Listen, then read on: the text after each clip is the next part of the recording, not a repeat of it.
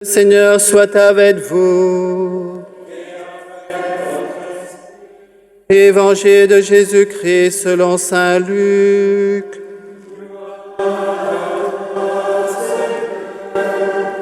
En ce temps-là, un pharisien avait invité Jésus à manger avec lui. Jésus entra chez lui et prit place à table. Survint une femme de la ville, une pécheresse. Ayant appris que Jésus était attablé dans la maison du pharisien, elle avait apporté un flacon d'albâtre contenant un parfum. Tout en pleurs, elle se tenait derrière lui, près de ses pieds, et elle se mit à mouiller de ses larmes les pieds de Jésus. Elle les essuyait avec ses cheveux, les couvrait de baisers et répandait sur eux le parfum.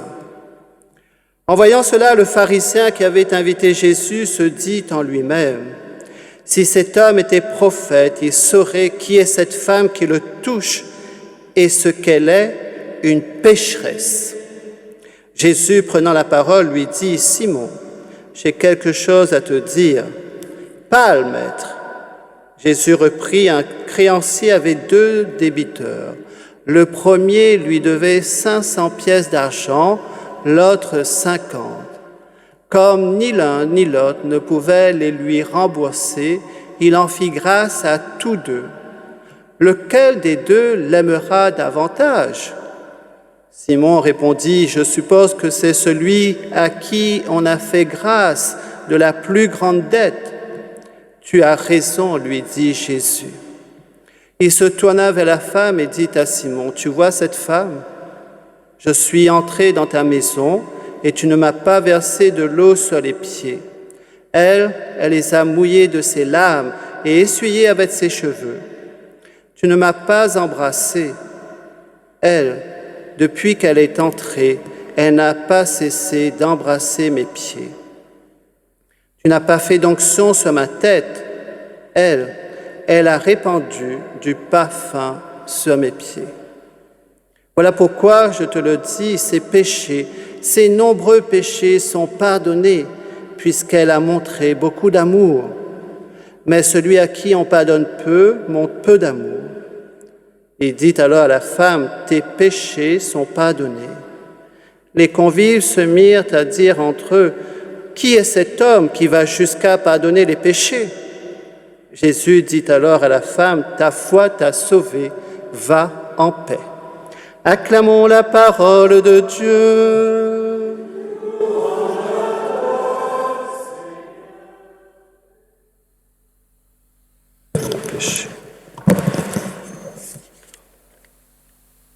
Frères et sœurs, pourquoi Jésus fait l'éloge d'une femme pécheresse?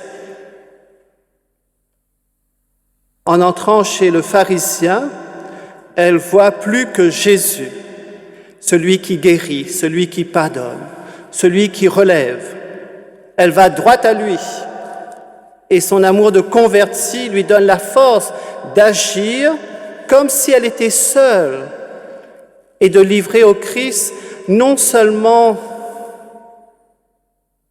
une seule fois, non seulement ses cheveux et son parfum, c'est-à-dire tout ce qu'elle avait pour être belle, pour plaire au monde, mais ses larmes, c'est-à-dire sa détresse, sa lassitude de l'esclavage, son immense solitude dans le plaisir, son espérance d'être enfin comprise et accueillie pour le meilleur d'elle-même. Venir pleurer sur les pieds de Jésus, les couvrir de son parfum et de baisers, personne n'en aurait l'idée. Mais elle, la pécheresse, l'ancienne pécheresse, par ce langage du corps, va réussir à dire au Christ en même temps son amour et son respect. La réponse de Jésus à Simon, apparemment, est limpide. Ses péchés, ses nombreux péchés ont été pardonnés parce qu'elle a montré beaucoup d'amour. Mais qu'est-ce qui est le premier dans le temps? le pardon ou l'amour? Le pardon de Jésus ou l'amour de cette femme pécheresse? Ici, on pourrait comprendre de deux manières la pensée de Jésus. Premièrement, Jésus veut dire, puisqu'elle a montré tant d'amour, je lui pardonne ses péchés. Dans ce cas, le pardon vient après pour sceller la rencontre. L'amour de la pécheresse va provoquer le pardon du Seigneur. Alors on pourrait dire, Seigneur, tu lui remets ses péchés, c'est à cause de son grand amour pour toi.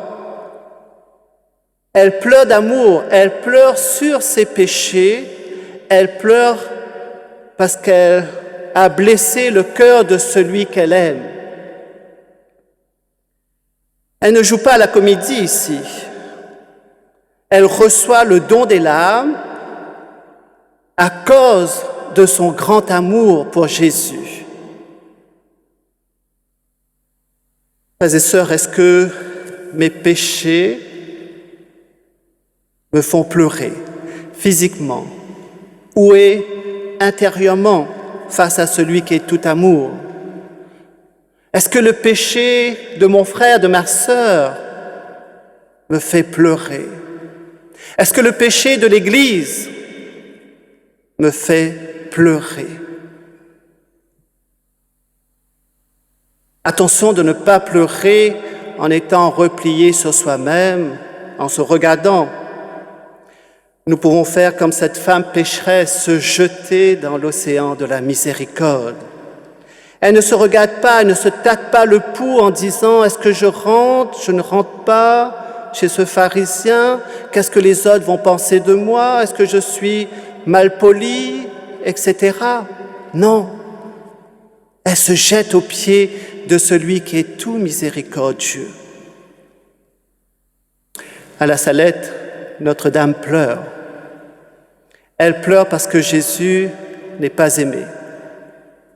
Elle pleure sur les péchés des hommes.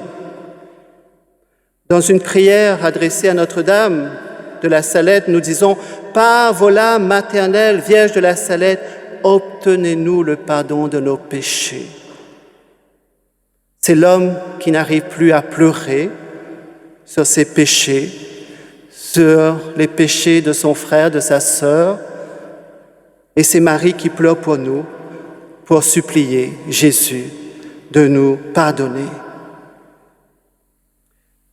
Deuxièmement, Jésus renverse la perspective.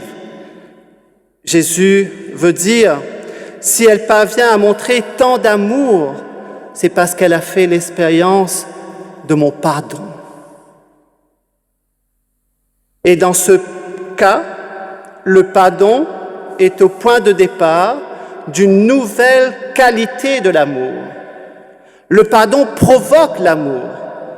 Plus je suis pardonné, plus je suis porté à aimer. Ainsi, l'amour est la cause et la conséquence du pardon.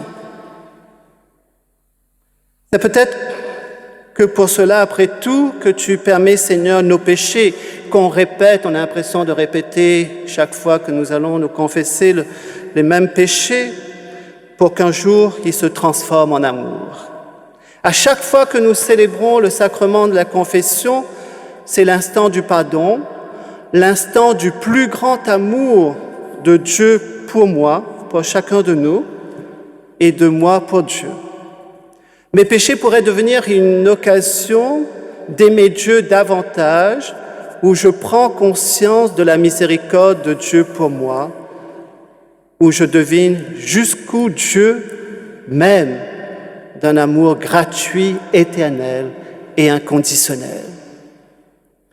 C'est dans ce dernier sens que va la petite parabole proposée par Jésus à Simon. Une plus grande dette a été remise, un plus grand amour est né de Dieu.